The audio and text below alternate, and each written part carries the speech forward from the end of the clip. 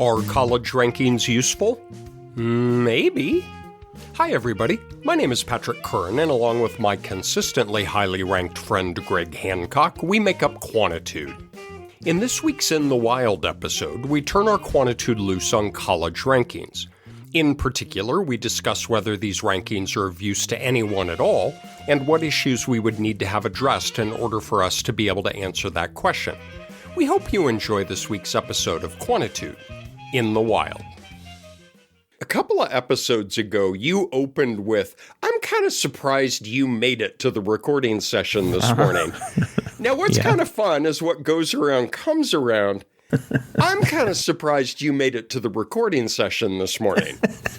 I am surprised I made it to the recording session. All right, do you have a second?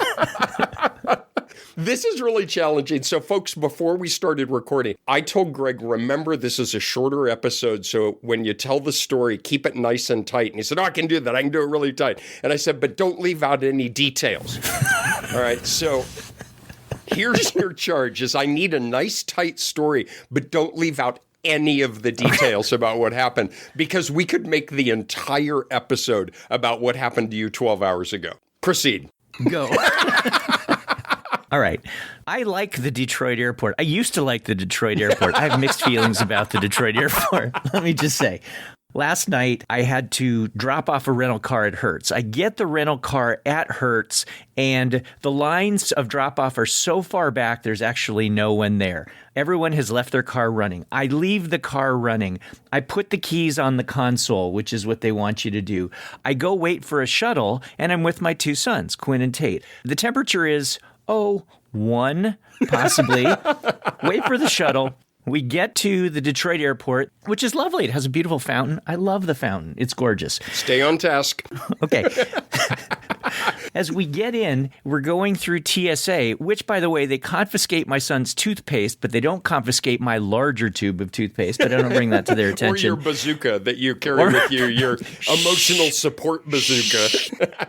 There is a massive crash sound while we are there at security. I'm not going to tell you yet what happened. We get through security. I'm taking my things out of the tray, putting them back in my pocket, and I realize in my hand, I have the rental car keys, and I have left my own car keys. In the running car. Is that, I want to clarify certain elements. It's like, oh my God. Okay, hang on. I give the boys my carry-on luggage, my backpack. I'll be back. I'll be back. Right, so I bolt out. I go wait for the shuttle. Fine, I catch the Hertz shuttle. I'm explaining to the guy what happened. He's radioing ahead. They're looking for a white Nissan Rogue. The voice is coming back. There's no white Nissan Rogue here. And I'm like, well, they couldn't have moved it. I get to Hertz. I go right to exactly where the car is. It's got my car keys in it. I swap the keys. One of the Hertz guys comes over and goes, that's not white, that's gray. Okay, I'm sorry. So I go get the shuttle. I take the shuttle back to the airport, but I can't get to the airport because there are dozens of police cars with their lights flashing. I refer you back to the crash that I mentioned earlier. What had happened is someone had decided to take their car and at full speed drive into the Detroit airport all the way through the Delta counter, knocking some people out of the way. No one was harmed, although 6 people were mildly injured. We start in Romulus, where right now crews are cleaning up what's left of a car slamming into the Delta terminal at Detroit Metro.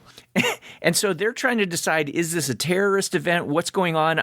I get out of the shuttle. I run the rest of the way to the airport. I get to security, and the guy at security's like, weren't you just here? Which is suspicious. Very suspicious, right? With no baggage. No. I had a rental car issue. I get through security. I go find the boys. And the only thing I ask them besides taking care of my luggage is to just get me some chicken nuggets from Chick-fil-A and some Chick-fil-A sauce, and I will be totally good. I get up to the gate where the boys are waiting. We're going to be boarding in just a couple of seconds. And they're like, oh, you made it. Tate hands me over my dinner. I open up the bag. It's got the nuggets in it. And you know what? They were out of Chick-fil-A sauce. Chick-fil-A was out of Chick-fil-A sauce. Chick-fil-A. I could eat there 7 times a day, where the people laugh and children play. So I don't really like the Detroit airport anymore. What I love is that very last point was the lead up for the entire story to get to they were out of Chick-fil-A sauce. It wasn't the car crash. It wasn't you leaving the car running. It wasn't gray versus white. It wasn't a dozen police cars. It was Chick-fil-A was out of Chick-fil-A sauce. Oh, I'm in love with Chick-fil-A. That was the final straw. But I'm here. A couple of weeks ago, I got the Cal Ripken Jr. status for showing up for work. Today, you get the Cal Ripken Jr. status for showing up to work. You are the Iron Man. You are committed. Thank you very much. Yeah, folks, if any of you pay attention, we've actually missed a couple of Tuesdays that we were going to drop episodes, and it's because life has interfered with the two of us, as it often does, and that is why Greg was out and about. Yes. But we're back in the saddle. Woohoo! Is that your worst airport experience? You know, it wasn't until the Chick-fil-A sauce. I'm going to go through Atlanta now if I have to. Oh, yeah, because I've never run into any problems in Atlanta. But here's the broader question. Mm-hmm. Can you even rank worst experiences at airports? Let's dig up Smitty Stevens' corpse and talk about measurement as the principled assignment of numbers to observations. Is that even a rankable thing? Because it is so personalized. I remember my daughter, who now is a professional artist. She was 6, and this was very sweet because of how much she was defending me. I'm a hobby photographer. There's an art center here in Chapel Hill that had a photography competition. I took a couple of prints that I really liked, and they were big black and whites, and I had framed them myself, and I entered them into the competition, and we went down on the opening night. Now, keep in mind, she's 6. There were some very, very talented photographers there, and I got nothing in the evening, not even an honorable mention. Pretty much like they gave everybody something except for me. It was really quite impressive. But my daughter went on this lovely rant as we're looking at the first place photograph of a 6-year-old saying, how do you rank art? You cannot rank art. This makes no sense. Art is between the person and whatever the art is. Wow. It was so sweet. And I'm looking at this 6-year-old, first expecting her to light up a cigarette and just start ranting out profanities at this thing. But also it was so sweet because she was defending me. I think your picture is better than this picture. Now, keep in mind, this place is packed and she is at the top of her voice. And the guy who took that picture is standing like 5 feet away. And Christy is like, your picture is better than this because I think it is. So how does he have a blue ribbon? I have never seen a child so offended in my life. But it is kind of funny when we start to think about how do you rank anything. The best 20 books ever written, the best works of art, the Billboard top songs of all time. Some things are simply unrankable. And you know what? That doesn't stop us from wanting to do it, right? You're exactly right. Because right now, I am daydreaming about buying a pickup truck. I have always wanted a pickup truck my entire life. I've always bought a sensible car or an affordable car. I am currently driving my mother's 21-year-old Toyota Corolla. We are in the need of a new car, and as a 60-year-old man, I have never bought a car truly just for me. And I have spent a lot of time online looking at rankings of pickup trucks. You want some guidance in trying to understand something new, or to try to understand how do I make a decision here. So you're exactly right. We do this all the time. The place where you and I have encountered this most recently within our families is when our kids were trying to make decisions about where they were going to go to college. There is no shortage of people offering you information about how colleges and universities rank. Now, the topic originally was just going to be rankings. How do you define things? How do you measure things? Then how do you put them on a number line? But somehow Hancock and I have stumbled drunkenly this season into talking about college stuff. Right now, I spent 3 days at his house over the summer where we detailed everything that we were going to do this season, and not one topic that was related to college was on that board. That's not true. Maybe SAT. Maybe you finally threw me a bone on the SAT. After years. And then it was like, well, that was kind of fun, and then something led to another. But what we figured is, we thought it'd be fun to think about these measurement and modeling and ranking things associated with colleges. So we've talked about SAT, about GPA, about essays, and now it's like, okay, you're going to submit an application. Every person who has gone through this is familiar with, well, what are the top 10 colleges? Because this is an In the Wild episode, that means that we're going to need to have a question or premise that we start from to be able to move forward. How would you frame today's question? I'm going to be tight and sweet. College rankings are useful. Maybe. Okay. All right. I like it. Like any In the Wild, we're not weighing in with a decision or a conclusion. We gave up on GPA, right? Yeah. That started as an In the Wild, and neither you nor I could get into character and pretend like we didn't have opinions about that.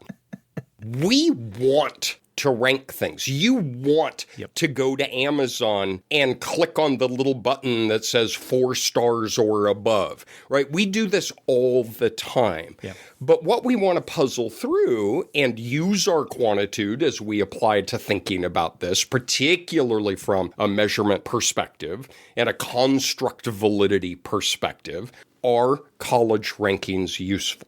That's going to be what we're going to talk about today. So we started the recorder at 8:30. Well, not really. We got on at 8:30 and we complained about life for 30 minutes, and then we started the recorder. But we started the Zoom call at 8:30. At 8:15, I looked up the 2026 college rankings across a whole bunch of different sources. U.S. News, Wall Street Journal, Forbes, something called Niche. I have in front of me the top 10, and I'm just going to rip through these. We're not going to compare them.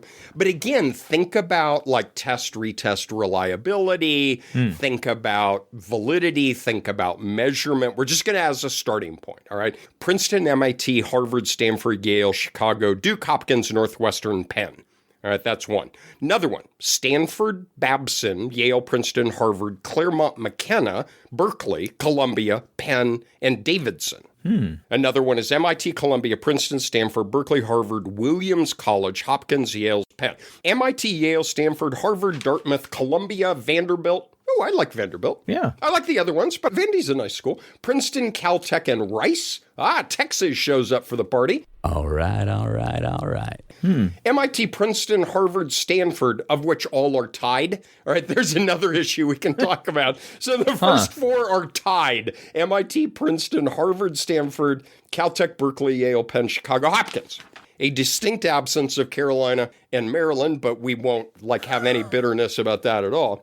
All right. So just point of orienting is, wow, there's some game day players that show up across those, but there are some that come and go. Yeah. So we're going to have to think a little bit about, well, what do you mean by best and how are you numerically assessing that? Okay. You're a history guy. You usually bring some wonderful historical context to whatever it is we're talking about.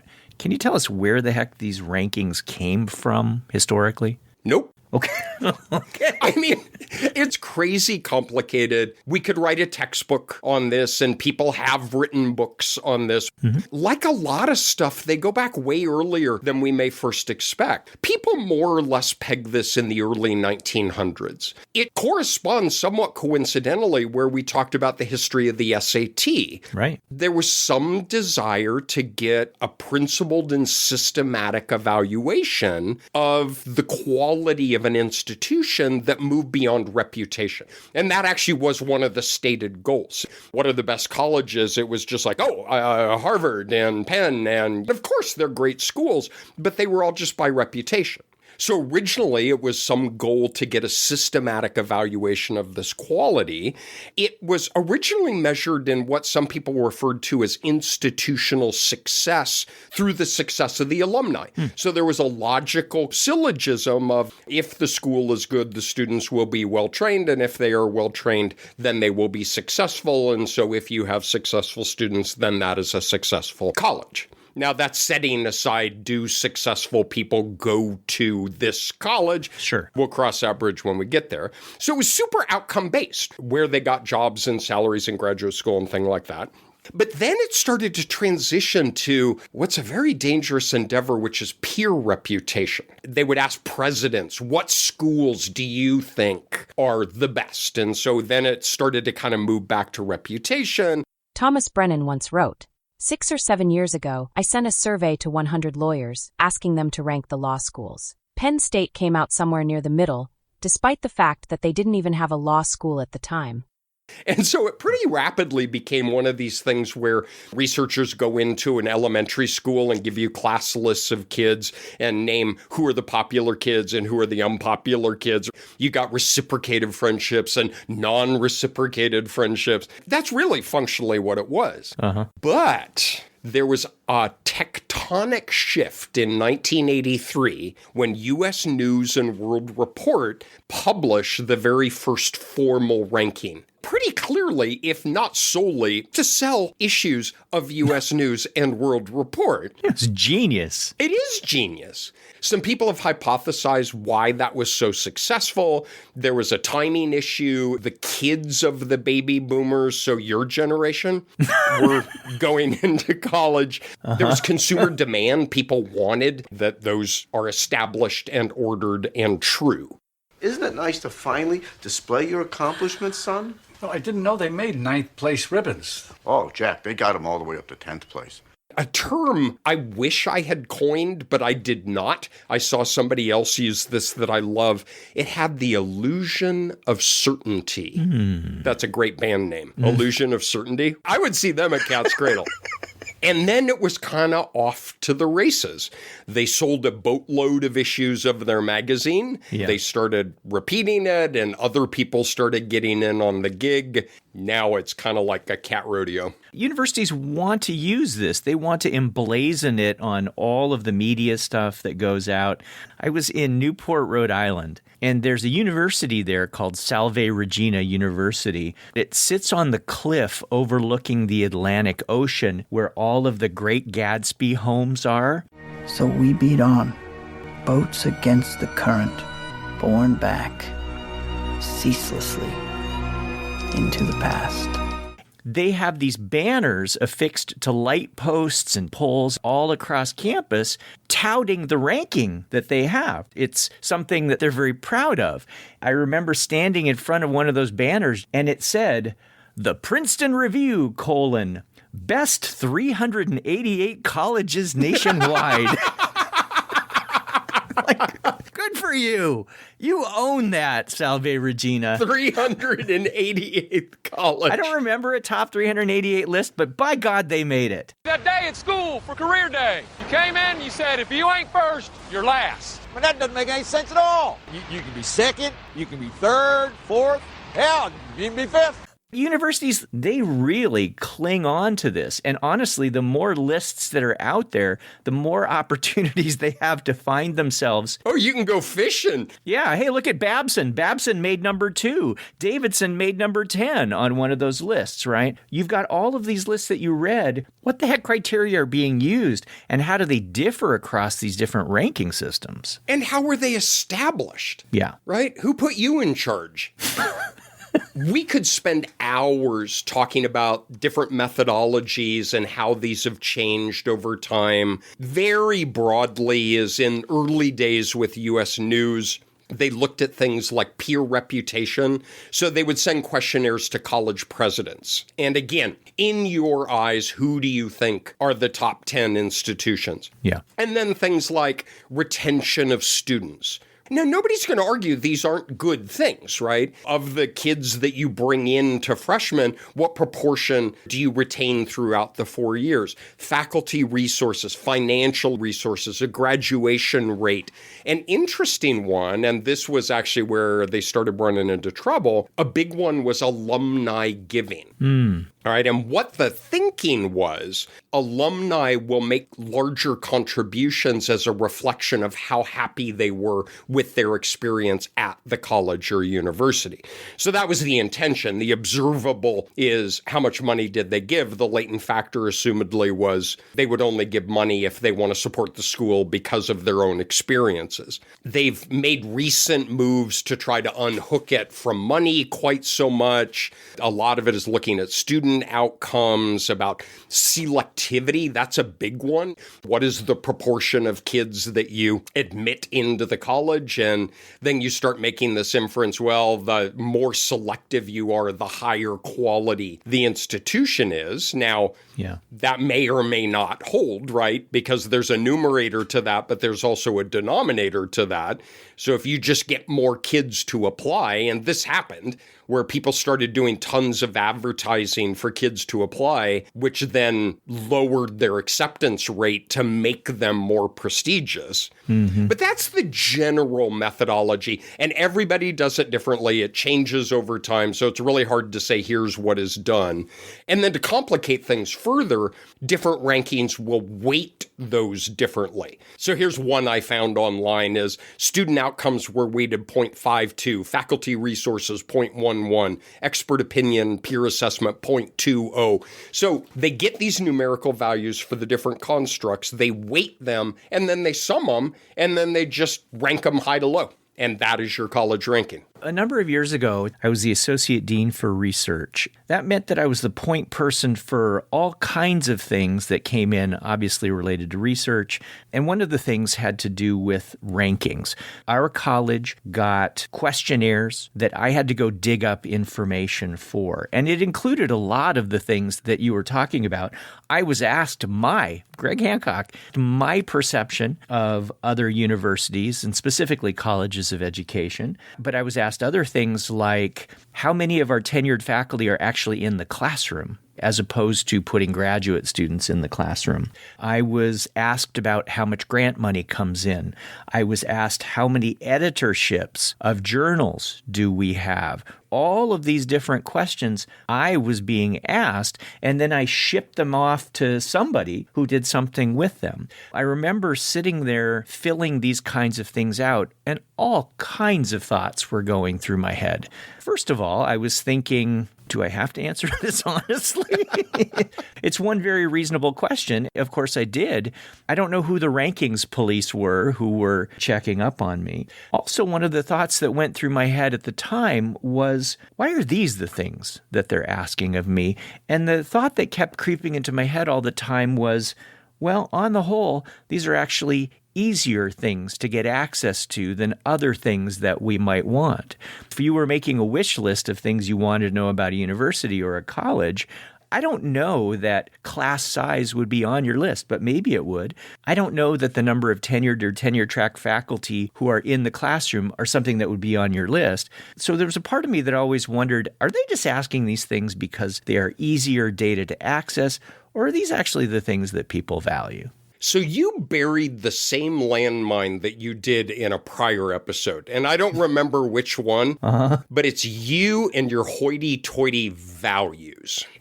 Do you remember what episode it was before? I don't, but at some point you were like, oh, values. Yet again, we got to walk across the field. There is a landmine out there, and it is values.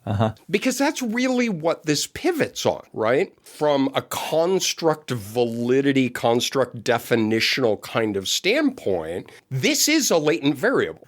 There is something that we believe to exist, but we can't directly observe it, so we're going to infer its existence by things that we can observe. So what we have to think about is differentiating what is easy to observe from what is it that we actually want to observe. And I think you're bringing up a really wonderful point of, okay, there are an infinite number of things that we could measure, What represents the constructs that you value about this institution? And the construct for me is just the trickiest business of all, right? If I told you that I was evaluating airports based on the presence or absence of people crashing their car through them, based on whether or not they confiscate small tubes of toothpaste, whether or not they have Chick-fil-A sauce, right? You would go, I don't know that I would really think about those as key aspects of airport quality, but I would say, screw you, this is my list, and this is what I'm measuring, and I am going to call that airport quality. When we get to institutional quality, that is the presumptive construct here, as we look at each of these lists, when they are using different indicators of those kinds of things, it really raises the question of what is institutional quality and why on earth are we choosing those specific measures of it? I do worry that the tail is wagging the dog on this one, that historically we have grabbed things that are particularly easy. So construct validity is a question that I have. What exactly do we mean by institutional quality?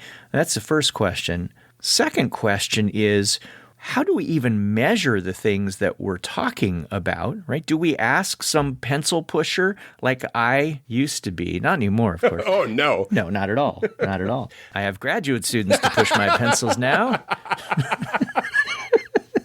No, I mean, do we ask things of someone in an office because it's easy to have them fill out one survey? And is the information that they're giving us honest? And then the broader issue is whether or not these are the things that we value. And I don't know, right? I don't know if the criteria that U.S. News and World Report are using are things that I value. And if they are, I don't know that they're things that you value, or my next door neighbors who have kids that are going to college that they value. That is a really, really tricky issue. And I think that one is almost more important than the values writ large. And that is, an individual kid goes to an individual college. So fundamentally, there is an issue of goodness of fit. Yeah. So it's not even what the values of the institution are. It's not the values of the ranking system. It is what is a kid looking for in a particular school. Because MIT may not be the best home for a poet. MIT might not even be on the list for a poet. Yeah. It's funny, I love how you did the indicators on the airport. If that's what you observed and recorded, Detroit would be the lowest ranked airport in the nation. Damn right. But that was based on your experience, your fit to the airport at that particular time. Sometimes it helps me when I'm trying to get my head around something like this to ask, why do we need these rankings? Mm-hmm. What is the motivation for having them? Because if we're going to raise questions about are they useful, that logically begs, well, what is the use? Use for whom, right? There's use for the periodical or source that is providing them. There is use for the institution, and then there's use for the individual consumer.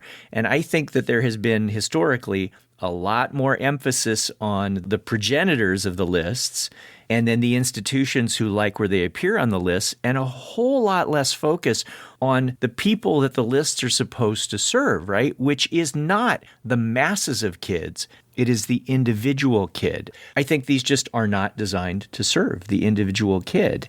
I mentioned a while ago when I was the associate dean, I had this visiting delegation of university administrators from the Guangdong province of China. And one of the things that they wanted to know about is how we rank institutions in the United States. And so I was sitting with them in the room and I laid out the different criteria that get used. I laid out different weighting schemes that were used. They were dumbfounded. They could not believe the things that went into that cocktail that we were using to label as institutional quality. I said, okay, well, if you were designing an evaluation of universities, what would be the things that you would want to go into that? And so they started brainstorming, and the very first things that came out of them were honor, tradition, and alignment with the nation.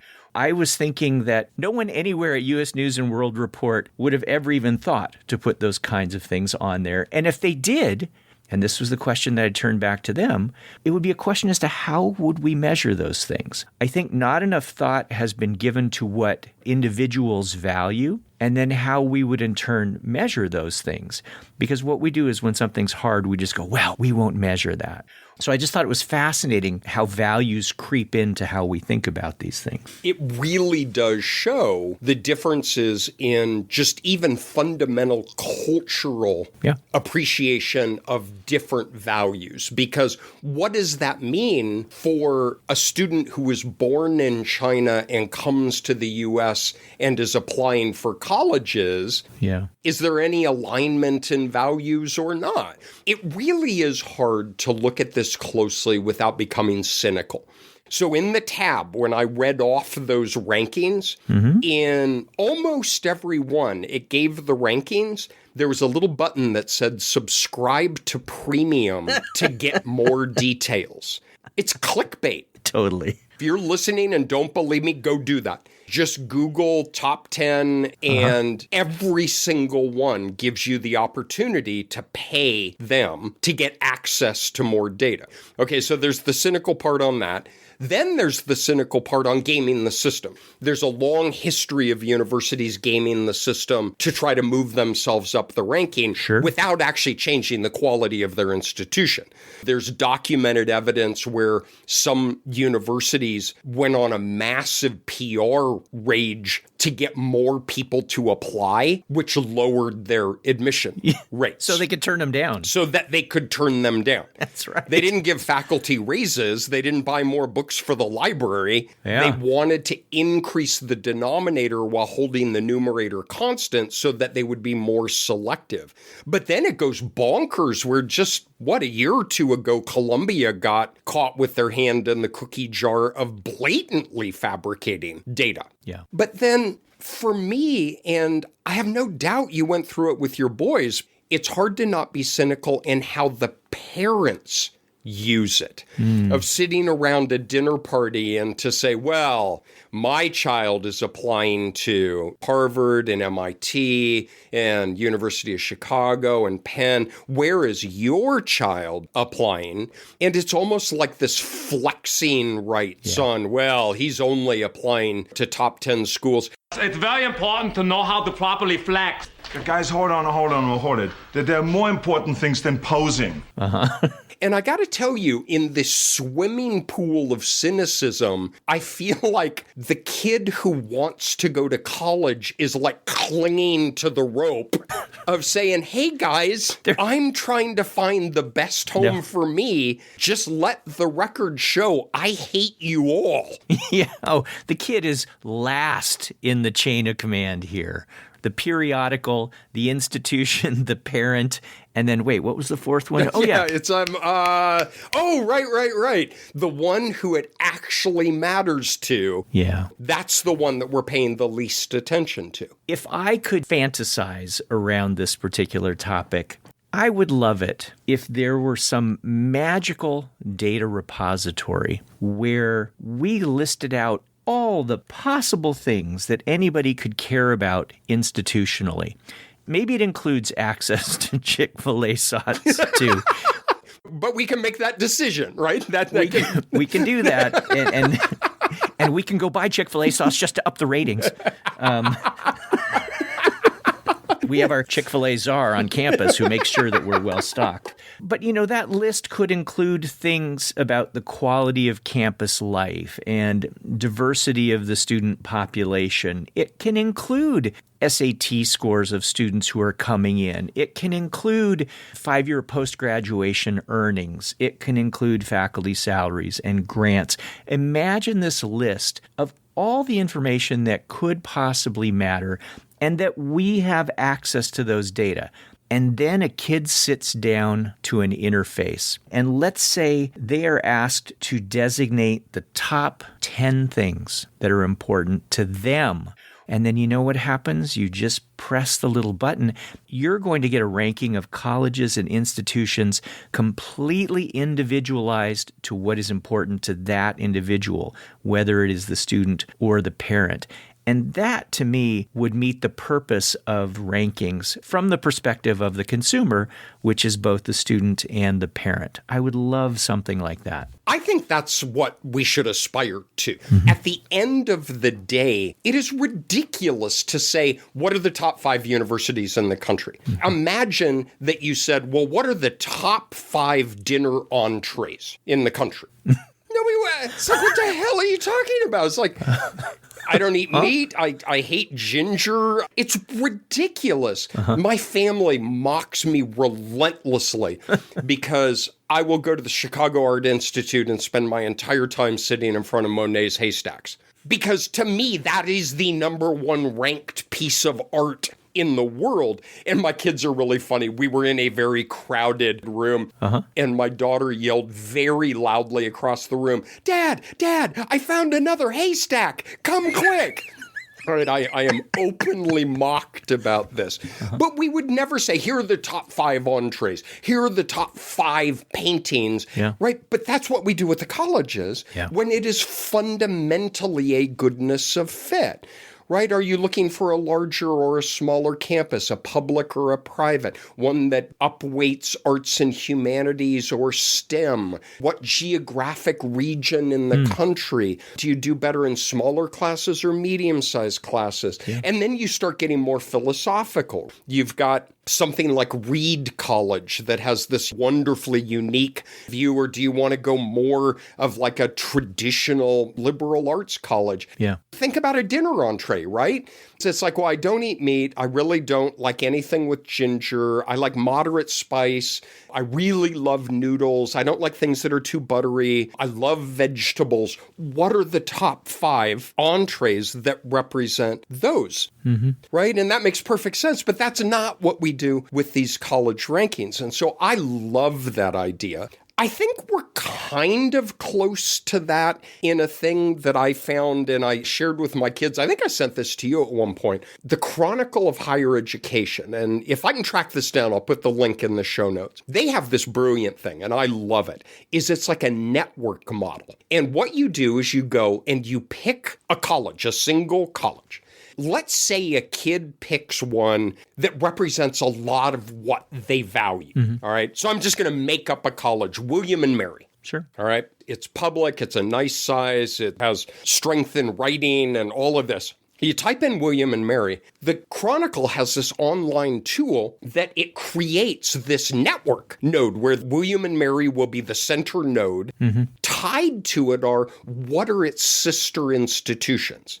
And you can list it from the inside looking out. So who does William and Mary think are its sister institutions? But there's another one where you can have it the outside looking in. Who identifies William and Mary as their sister institution, right? So it goes back again to this reciprocated and unreciprocated friend. Yeah. You then say, well, I really value what William and Mary does. Oh, here are 10 colleges that are also very similar to that. There's no ranking, there's no ordering, right? It literally is like a network model where it's just a clustering of similar schools. And I find that immensely helpful in, quite honestly, just trying to generate ideas for my kids. It's like, oh, wow.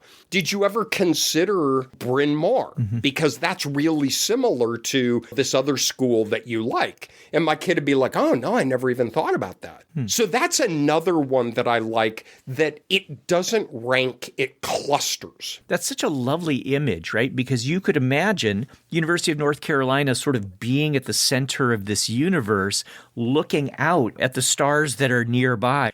But then you could imagine shifting that diagram to one of the neighboring universities and then looking out from there. That's a beautiful way of thinking about this in terms of networks rather than rankings. And it's much more from the perspective of what the individual cares about. Oh, I like that so much. I love it. And I found it, even once I sent my kids off to college, I found it really interesting to play around with because it goes back to that reciprocation.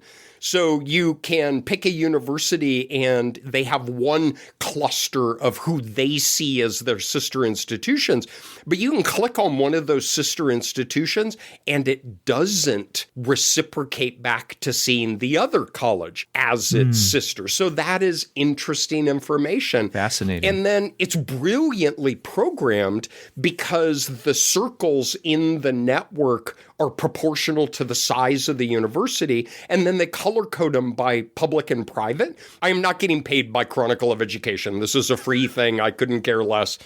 Send your kid to MIT if they want to be a poet. I don't care. It is really fun to play around with. Just being in the game myself, right, is who sees the University of North Carolina as their sister institution.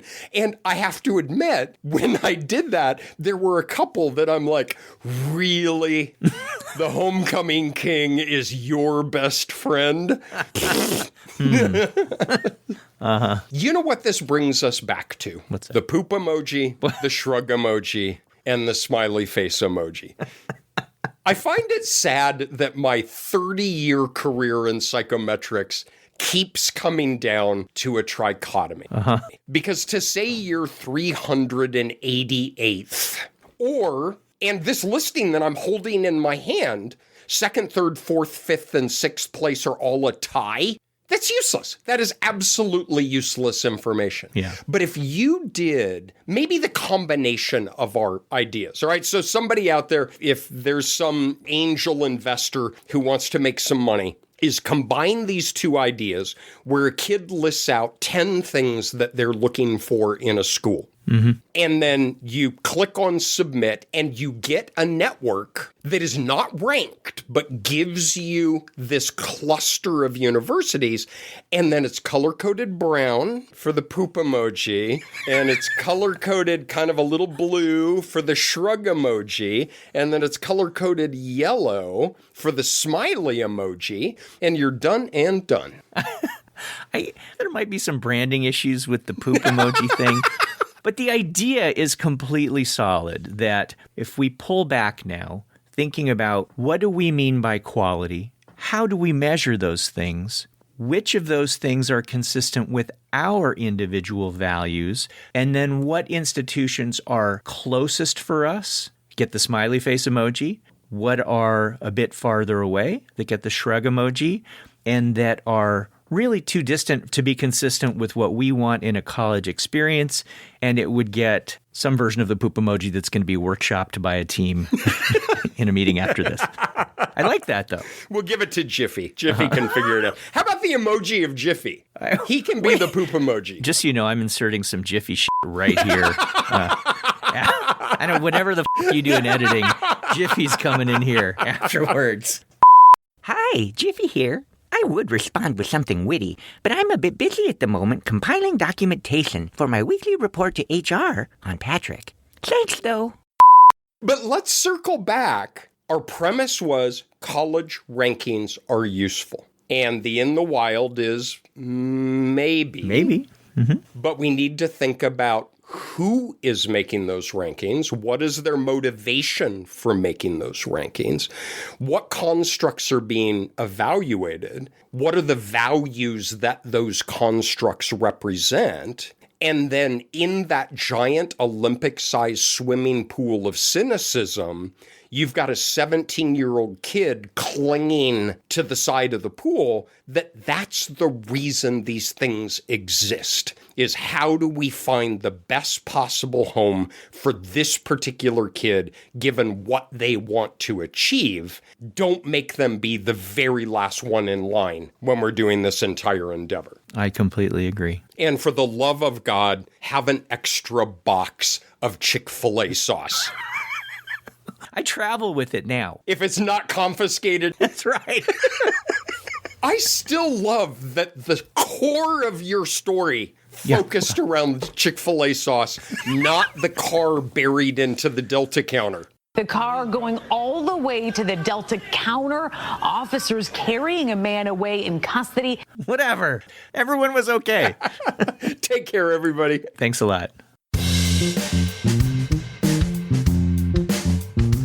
Thanks so much for joining us. You can subscribe to Quantitude on Apple Podcasts, Spotify, or wherever you go for things to listen to while you're enjoying Chick-fil-A sauce.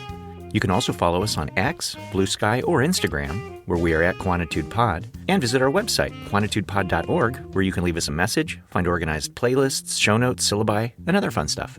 And finally, get cool Quantitude merch from redbubble.com, where all proceeds from non-bootleg authorized Quantitude Pod merch go to donorschoose.org to help support low-income schools. You've been listening to Quantitude, proudly hoping to be ranked in the top 388 statistical podcasts. This just might be our year.